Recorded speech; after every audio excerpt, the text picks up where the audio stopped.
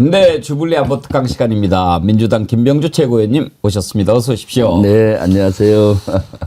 국감이 끝나셔서 그런지 얼굴이 조금 편안해 보이십니다. 네, 그렇습니다. 어제 네. 국회 시정연설 윤석열 대통령 결국 안 나타났는데 네,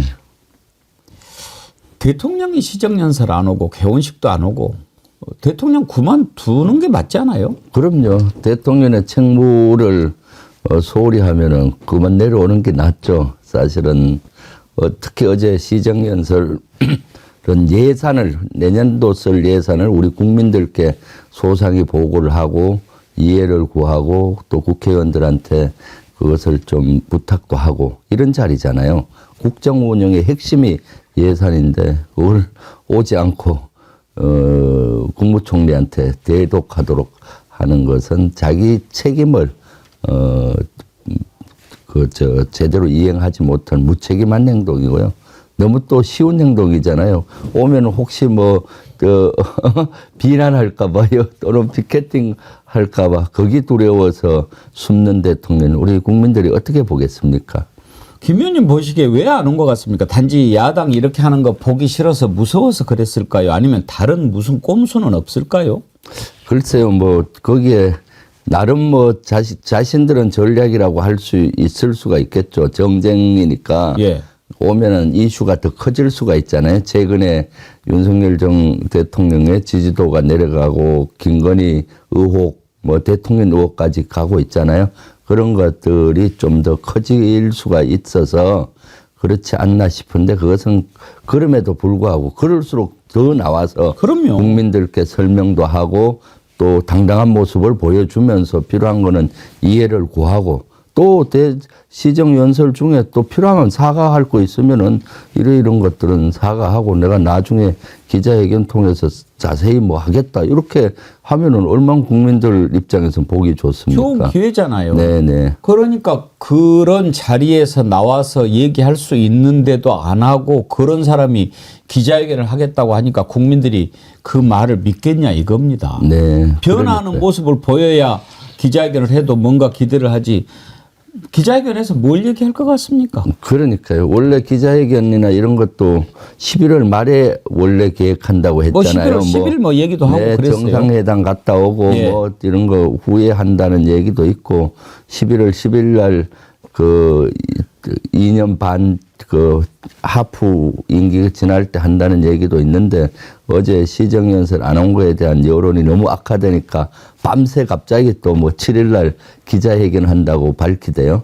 근데 지금까지 기자회견 봤지만은 기대할 게 없잖아요. 사실 여기에 대해서 솔직히 사과도 하고 또 설명도 하고 이해도 구하고 이렇게 해야 될 텐데 아마 별명 위주로 한다든가 박절하지 못해서 그랬다 하고 퉁치고 넘어가든가 그럴 확률이 많죠. 김병주 최고위원님 이제 우리 정어리 TV 이제 고정으로 이렇게 계속 나와 주시잖아요. 네네. 오늘 우리 정어리원들한테 특별한 거 하나 얘기 좀 해주세요. 늘 특별한 거 얘기하고 있는데요. 아니 이번에 이제 윤석열 명태균 녹취가 처음으로 공개가 되지 않았습니까? 네네. 더 있죠? 더 있는 것 같습니다. 더 있는 것 중에 그래도 네. 최고위원님 지도부로 계시니까 네. 뭐가 궁금하냐면 네. 그거는 5월 9일 날 녹취예요. 네, 그렇죠. 통화한 내용이에요. 네. 그러니까 지금 그것도 말도 안 되는 변명이지만 공무원 신분이 아니다. 대통령 되기 네. 전이니까. 네. 그럼 이럴 때 그래? 그러면 이건 어떠냐 하고 딱 대통령 취임한 다음에 나온 것이 있으면 그냥 바로인데 네. 그거를 갖고 있습니까? 아닙니까? 제가 알기로는 좀 있는 것 같은데. 그래요? 아직은. 얘기해 주세요. 혹시 그러면은 기자회견에서 뭐라고 얘기하는가 보고 그 다음에 공개할까요? 글쎄요, 그거는 좀 우리 현재는 NCND로 하기로 했으니까 예. 저도 얘기할 수가 없네요. 왜냐하면은 다 과일 또 익을 시점이 있잖아요. 네. 그러면 지금 이제 밝히기가 곤란하면 제가 객관식으로 드릴게요. 1번 없다, 2번 말할 수 없다. 말할 수 없다. 오케이, 그리고 알겠습니다. 또 지금도 계속 들어오고 있다. 예. 제보들이 그겁니다. 네, 예. 그 특별 태스크 포스가 있습니까? 네, 있죠. 지금 서영교 의원을 이번에 TF장으로 해서 예. 그것만 명태균과 관련된 건 하도 많으니까요. 원래는 그 김건희 그 의혹 관련되는 TF 하다가 의혹이 너무 많아지니까 거기서 관리가 안 돼서 서영교 예. 의원이 팀장이 돼서 TF장이 돼서 지금 하고 있습니다. 알겠습니다. 네. 하여튼 뭐 진실은 다 드러나게 돼 있는 거 아닙니까? 네, 그럼요. 뭐라고 네. 거짓말을 해도. 네. 예. 지금 이제 지지도가 10%대로 주저앉았잖아요. 그러니까 점점 이제 제보라든가 이런 것들이 많이 나오는 것 같아요. 그러다 보면은 진실은 다 드러나는 거고요. 네. 지금 탄핵이냐, 임기 단축 개헌이냐, 하야냐, 어차피 빨리 이제 윤석열 끌어내려야 된다라고 하는 국민들의 생각이 여러 가지가 이제 뭐 드러나는데 민주당에서는 혹시 입장을 내부적으로 정하셨습니까? 아직 뭐 정하지는 않았습니다. 우리 당 내에서도 의견들이 다양하거든요. 어떤 의원님들은 탄핵을 해야 된다고 강하게 목소리를 내는 분들이 계시고 또 일부 의원님들은 탄핵은 현실적으로 좀 어렵다. 왜냐하면 법적인 탄핵을 가자는 주장은 예를 들어 김건희 특검이 가야만이 탄핵이 가능하거든요. 예. 왜냐하면 그래야 법적으로 잘못된 것이 명확히 나와야 탄핵으로 가는 이렇게 하는데 거기 쉽지가 않는 현실이니까 현실적으로 임기 단축 개헌을 하자는 분들도 있어요. 그러면은 이것은 국민의힘도 받을 확률이 많고 그렇게 하는 분들도 있고 이것은 그냥 명예롭게 좀 쉽게 하려면 하야를 시키자 이런 의견도 있는데 아직은 우리 당의 입장은 정리가 안 됐고요. 단지 현재의 입장은 김건희 특검을 확실히 해서 거기에서 명백히 법을 위반한 것들이라든가 거기 보면 13개 의혹이 특검법에는 있습니다. 그러니까 그 한 개 한 개가 다 대형입니다. 그것이 사실 중대범죄가 밝혀진다면은 그 하나하나 가지고도 탄핵이 가능한 사안이라서 지금 11월에는 김건희 특검에 집중하고 있고요. 그렇지만은 지금 다양한 목소리들을 당 지도부에서도 그렇고 당에서는 듣고 있고요. 언젠가는 좀 수렴을 하겠죠. 그래서 밖에서는 지금 탄핵하자는 목소리가 높지 않습니까? 예. 그래서 그런 것들도 이제는 그동안은 저희 당에서는 탄핵이라는 단어를 조금 금기시해 온 게 사실이에요. 너무 나가다 보면은 그랬는데 지금은 개별 의원이 탄핵 주장을 하든 또는 뭐 임기 단축 주장을 하든 하야할 주장하든 그대로 놔두자는 거고요. 그렇지만 그렇게 하다 보면 의견 수렴이 되리라고 봅니다. 네. 개인적으로 김 의원님은 어떤 쪽이십니까? 저는 세 가지 중에 빨리 하는 걸 했으면 좋겠어요. 그리고 실현 가능한 것. 그게 정답이죠. 뭐. 예.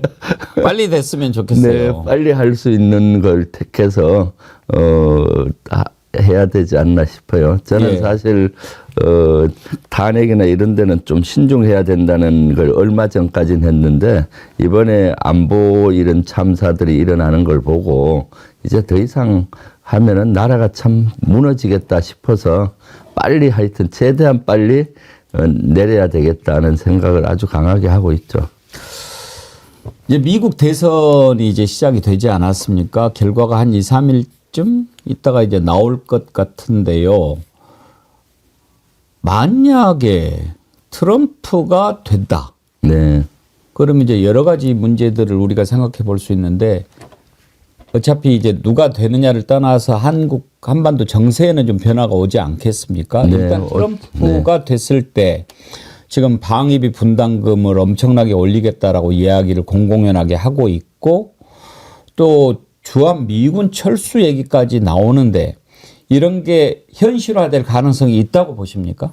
트럼프가 되면 방위비 분담금 지금 뭐 증액해달라고는 할 것 같고요. 예.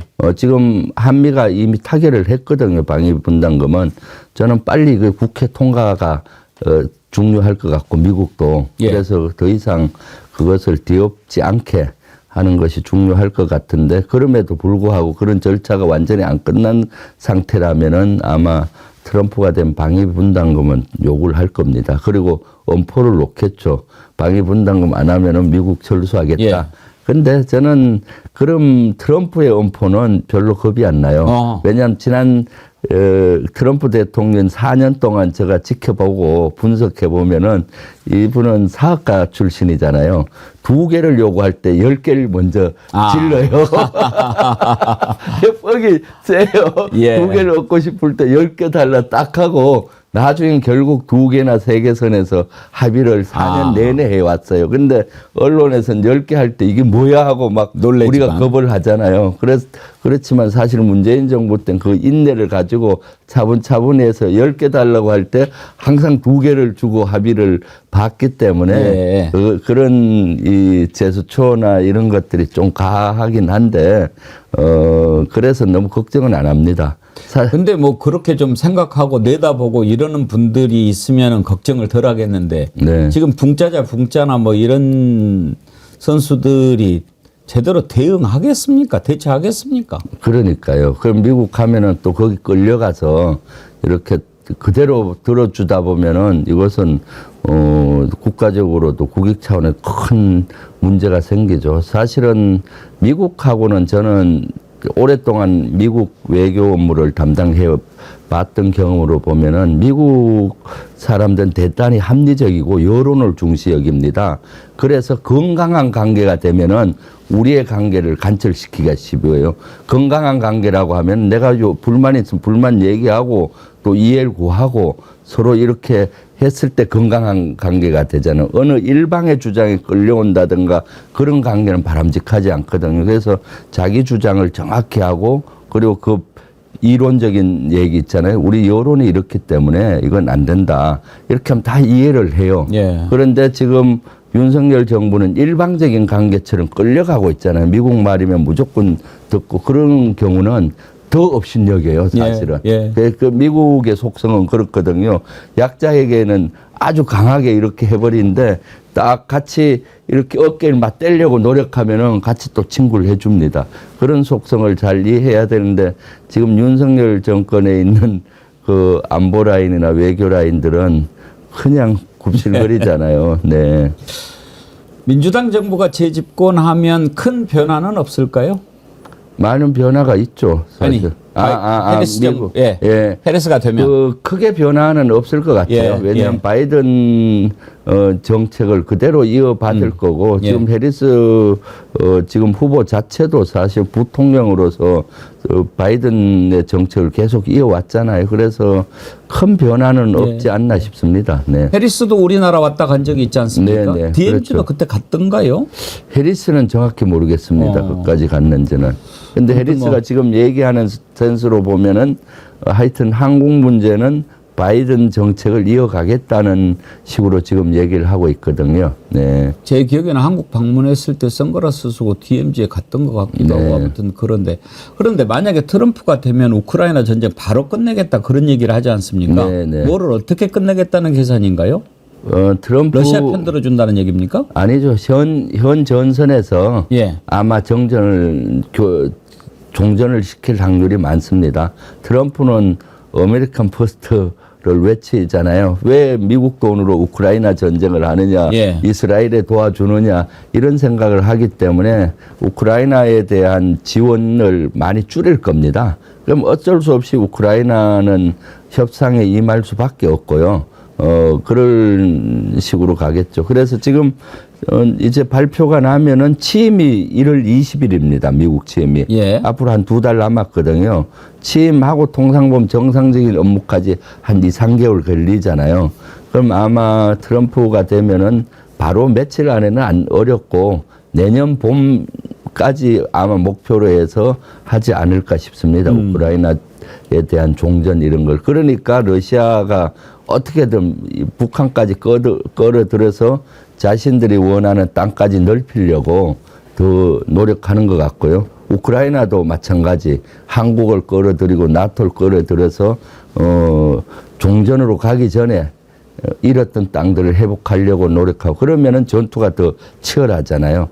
우리 6.25 때 3년 6.25 전쟁 중에 첫 해는 했지만 2년, 3년 유엔 그 정전 협정이 이루어지는 협상 때 제일 많이 사람들이 사상자가 났거든요. 한 채 땅이라도 더 얻어야 종전 딱 된 거기 우리 땅이 되잖아요. 그때 아주 치열하게 되는데 그래서 앞으로 트럼프가 되면은 당분간 2, 3개월은 우크라이나 전쟁이 대단히 그 사상자들이 많이 날 확률이 많죠.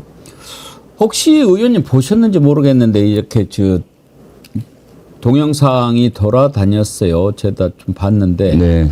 북한군으로 추정되는 병사가 온몸에 붕대를 감고 뭐 이렇게 다 전사했는데 네, 네. 혼자 살아남았다고 하면서 병실에 누워가지고 이렇게 얘기한 게 있지 않습니까? 네, 네, 네. 자기는 뭐 시체 밑에 숨어서 살아남았다라고 하면서 뭐 혁철이랑 누구랑 뭐 다 죽었다라고 막 하는데 김 의원님이 전문가로서 보시기에 실제 영상인 것 같습니까? 아니면은 선전용으로 우크라이나가 만든 것 같습니까?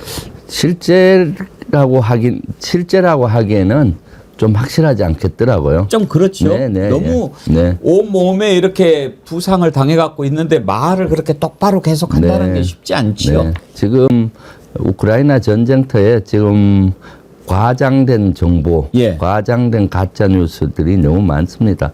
그것은 어쩔 수 없는 거고요. 우크라이나 입장에서는 또 우크라이나대로 유리하게 가장되게 얘기를 하는 거고, 러시아는 러시아 입장대로 하다 보니까 정보가 그대로 보면 안 됩니다. 그리고 또 우리나라에 들어오는 언론에서 얘기하는 정보는 우크라이나 입장에서 얘기한 정보들이 많습니다. 러시아로부터 정보들이 별로 안 들어오거든요. 그렇기 때문에 우크라이나 상황은 지금 언론을 보고 판단하면 안 됩니다. 그래서 지금 우크라이나 상황은 러시아의 입장 간혹 나오잖아요. 그다음 그 나토의 입장, 미국의 입장, 그다음 우크라이나와 우리 한국 국정원의 입장 이런 걸 종합해서 봐야 되는 것 같고요. 그나마 제가 봤을 땐 미국의 정보가 어느 정도 좀 정확성을 띠고 있다라고 저는 보고 있거든요. 왜냐하면은 나토에 있는 미국도 나토국이긴 하지만 유럽에 있는 나토국은 직접적인 위협이 크잖아요.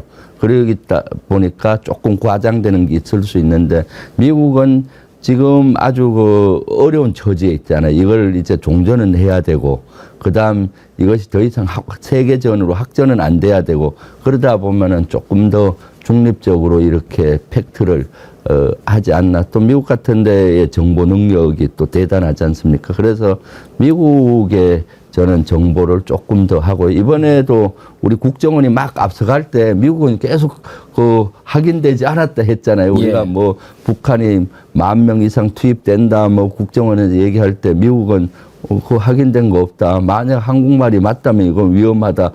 그걸 일주일 동안 얘기한 겁니다. 그래서 미국의 정보 시스템은 보면은 여러 정보기관을 종합을 해서 이제 결론을 내리고 이렇게 좀 더 신중하다고 보여지죠. 네. 저도 좀 이상하다라고 봤는데 의원님도 그렇게 생각하셨군요. 네. 그런데 지금 이제 우리가 그 개인 파병 뭐 이런 얘기 하지 않습니까? 네, 네. 뭐 이렇게 가는 거 그것도 남의 나라에 지금 개입하는 거 옳지 않다라고 생각하고 김민석 최고위원 같은 경우에 이런 표현을 썼더라고요. 우크라이나의 불길을 서울로 옮기고자 획책한 외환 유치 예비 음모이며 계엄 예비 음모 이런 얘기를 했는데 개인 파병 형식으로 뭐 참관단이니 어쩐 이렇게 가는 거 이런 게 오히려 긴장을 막 부추기게 하는 그런 차원이라고 보시는 겁니까? 아, 당연하죠. 지금 우리는 참관단이라고 하지만은 말이 참관단이지 우크라이나나 러시아나 국제사회 나토에서 보면은 그것은 파병으로 보는 겁니다. 지금 예전에 보면 아프간전이든 이라크전이든 보면은 대규모 파병한 나라도 있지만은 뭐 몇 명에서 몇십 명 보낸 나라도 많아요. 그렇지만은 미국은 지금 아프간전에 30몇 개국이 참전했다. 이라크전에 몇 개국이 참전했다. 그 데이터 속에 들어가는 거거든요. 당연히 참관단이 가더라도 이것은 파병으로 국제사회는 보기 때문에 그럼 어떻습니까? 러시아 공식적으로 우크라이나에 파병한 나라는 참관단을 공개적으로 보낸 나라는 없어요. 비공개적으로 아마 미국이나 이런 데는 일부 요원이 들어가 있을 수 있죠. 무기 둘 때 무기 가르쳐야 되니까 군사 고문단도 비밀리에 들어간 건 있을지 몰라도 공개적으로 참관단이 간 나라는 아무 나라도 없습니다.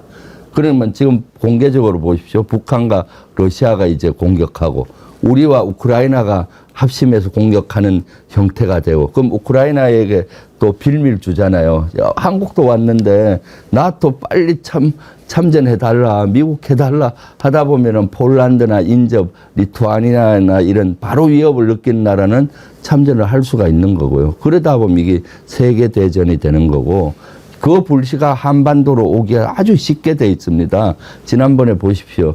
그 한기호 의원과 안보실장의 문자. 예. 그 우크라이나와 협조해서 북계군 그것도 북계라는 용어를 북계군들을 포격을 해서 피해가 나면은 그걸 심리전으로 활용하자 이거잖아요. 그게 이제 국제사회에 다 알게 됐잖아요. 그리고 그 안보실장은 잘 챙기게 보겠다 했고요. 그러면 지금부터 이제 우크라이나전에서 북한군의 피해가 생긴다 포격에 의해서 그럼 북한 생각은 뭘 하겠어요? 그렇죠. 이거 우리가 대한민국이 했다고 생각- 사주해서 된 거다. 그럼 보복을 해야 될 거 아닙니까? 그럼 우크라이나에 만약에 우리 창간단이 가입대에도 수십 명밖에 안 되니까 거기에 보복하기는 어렵잖아요. 찾을 수도 없으니까. 그럼 우리 대한민국을 향해서 또 보복성 도발을 획책하겠죠. 그러다 보면 여기에 무력 충돌이 생기고 국지전이 생기고 하는 거고요. 국제사회에 봤을 때도 우크라이나에서 또 대리전이 일어나는 거고요. 이게 뭡니까 지금? 그런데 이렇게 위험한 짓을 하려고 하는 이유가 뭐라고 보십니까? 독자적인 판단이라고 보십니까? 아니면 미국이 시켜서 그런다고 보십니까? 미국은 절대 시키지 않습니다. 그럼 왜 이런 판단을? 미국은 살상무기 지원은 미국이 요구하는데 우리가 참전하는 걸 원치 않아요. 미국이든 나토든 우크라이나 밖으로 이 전쟁이 확산되는 걸 엄청 두려워하고 있습니다. 그럼 국제전이 되잖아요. 그래서 미국이 무기를 주고도 이거 러시아 본토에는 사거리가 되는데도 쏘지 말라고 규제를 하는 겁니다. 그렇기 때문에 미국은 결코 그걸 살상무기 지원까지는 용인을 하더라도 참전이나 이런 거는 원치 않을 겁니다. 그럼 왜 윤석열 정부가 나서서 이렇게 앞서가고 있느냐? 그 속셈은 뻔하게 합리적으로 의심이 뭐가 되잖아요. 이거 지금 지지도 떨어지고 또 본인과 부부의 김건희 여사 의혹 이런 것들이 눈덩이처럼 커지니까 국내에서는 만회할 길이 없으니까 정치적인 위기를 세계 안보 위기를 가져다가 이렇게 물타기 하려는 것이 아닌가 하는 그런 강한 의구심을 갖게 되는 거죠. 미국이 시켜도 안 해야 할 판에 미국이 시키지도 않았는데 이런 짓을 한다고 하니 그 의도가 정말 불순하다고 네. 생각할 수밖에 네. 없는 거죠. 지금 미국은 사실 윤석열 정권이 남북한을 긴장을 고조시키는 것도 대단히 불편해합니다. 미국은 한반도에서 이거 예를 들어서 무력 충돌이나 국지전이 나는 걸 원치 않거든요. 지금 우크라이나나 이스라엘에서도 두 개 갖고도 어려운데 한반도에서 그러면 안 되잖아요. 그러니까 미국도 사실 그걸 원치 않고 지금 지난번에 대북학성기나 이런 거 틀고 긴장 고조될 때 유엔 사령관이나 이런 분들이 계속 그 견제구를 던지고 있는 거거든요. 네. 어저께 이재명 대표가 한기호 의원한테 공식 사과를 요청했다고 하던데요. 네, 네. 무슨 일인가요? 네, 그것은 일단 한기호 의원이 공식 사과를 했고요. 아, 했습니까? 예, 예. 예. 어제 했습니다. 그건 뭔가 가짜 뉴스를 가지고 이 막 한 겁니다. 네. 그러니까 이제 파병과 관련해서 저와 우리 당을 저격을 했어요. 한기호 예, 의원이 예. 예. 어느 토론회에서 김병주가 개인 파병을 안 된다고 하는데 본인도 아프가니스탄하고 이라크를 전때 이라크하고 아프가니스탄 갔다 왔다. 그러니까 내로남불 아니냐. 본인은 갔다 오고 그러면서 그러면서 이러니까 민주당이 노동당 이중대란 소리를 듣는다는 식으로 얘기를 한 거예요. 예. 그래서 저는 사실 저를 저격하면서 우리 당까지 노동당 이중대로 저격을 해서 저는 평생 군 시절에도 아프가니스탄이나 이라크를 간 적이 없어요. 그런데 가짜 뉴스잖아요. 그래서 저의 명예도 실추시킬 예. 뿐만 아니라 당까지 해서 어제 최고위원회의에서 그걸 얘기를 했습니다. 이것은 아프가니스탄이나 이라크를 간 적도 없는데 이거를 마치 이렇게 갔다 온 것 같이 이래 하면서 이렇게 했고 노동당 이중대라고 했다. 그래서 내가 사과하지 않으면은 고발하겠다. 그 법적 조치를 하겠다니까 이재명 대표는 그 언제까지 사과 받을 겁니까? 그래서 제가 한 일주일 주겠다니까 무슨 일주일이냐? 그럼 하루 너무 깁니다. 그래서 하루 주겠다 하고 그 이재명 대표 우리 법률위원회가 있잖아요. 예. 거기서 검토해서 고발을 좀 해라 하고 사과 안 하면 했는데 어저께 사과를 한 거죠. 그 사과 갖고 되겠습니까? 그렇다고 얘기를 했는데. 그러니까요. 그래서 사실 제가 인도 파키스탄에 유엔 요원으로 소령 때 갔다 온 적이 있어요. 예. 그것은 세계 평화를 유지한 거고 어느 편에 서는 게 아닙니다. 그렇죠. 최초 팀으로 그 당시 제가 유엔 요원으로 94년도경에 갔었는데 국회 동의를 없이 갔어요. 그래서 법적 지위가 확보가 안 돼서 진짜 고생을 많이 했습니다. 그렇겠네요. 그런 동의 없이 그냥 그때도 김영삼 정부로 기억되는데 졸속으로 보낸 겁니다. 완전 던져놓고 국회 동의로 안 받으니까 국방부나 이런 데는 관심도 없고 그 사지에 몰아넣어서 그 여러 가지가 안 되더라고요. 그래서 죽을 고비를 열어 넘기고 그때 야 이런 걸 왜 이렇게 졸속으로 하느냐. 예. 이 유엔군의 이름으로 세계 평화를 위해서 하는 거는 좀 더 시간을 가지고 국회 동의를 받고 하면 자랑스러울 거 아닙니까? 그러니까 제가 1년 반 있는 동안 한국에서 고위급이 한 명도 안 오고 언론도 한 번도 취재한 적이 없고요. 그러니까 오래 계셨네. 최초 간 94년도 최초 가서 그 사지에 몰아넣고 몇 명이나 가셨는데? 그때 5명이 갔었거든요. 그래서 그때 뼈저리게 느꼈죠. 야, 이런 그러면 거는 소령이셨을 때는 인솔해서 가신 겁니까? 아니면은 또 위에 또 누가 있었습니까? 아니 인솔이 아니라 거기는 이미 유엔 사령부가 있습니다. 예. 유엔 정전감시단 거기는 인도 파키스탄 캐시미르 지역이 한반도 크기 되는데 예.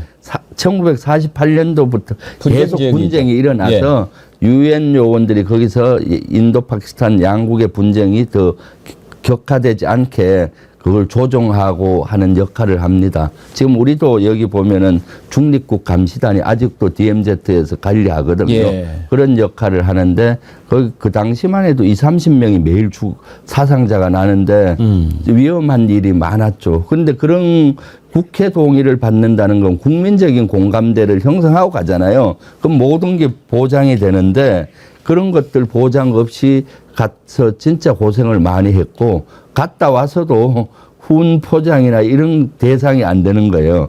그래서 참 어려움이 많았죠. 그래서 제가 이런 해외 파병이나 이런 데는 꼭 국회 동의를 받아야 되고요. 이번 우크라이나는 이런 세계 평화를 위한 유엔 요원과는 전혀 차원이 다른 겁니다. 유엔 요원은 중립적으로 가잖아요. 어느 편에 서는 게 아니라.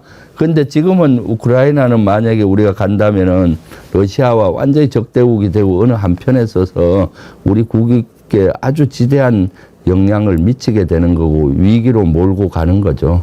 그래서 한겨원이 그런 팩트도 잘 확인 안 하고 마치 제가 아프가니스탄전이나 이라크 전에 갔다 온 거를 제대로 팩트 체크도 안 하고.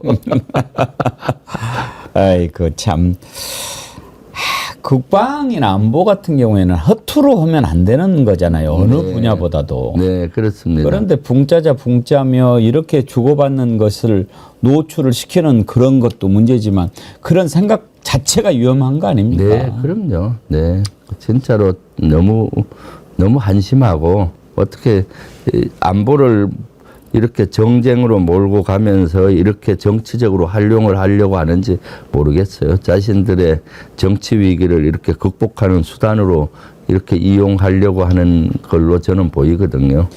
이런 질문 어떨지 모르겠습니다만 우리 민주당 입장에서는 미국에 누가 되는 것이 더 좋다고 보십니까?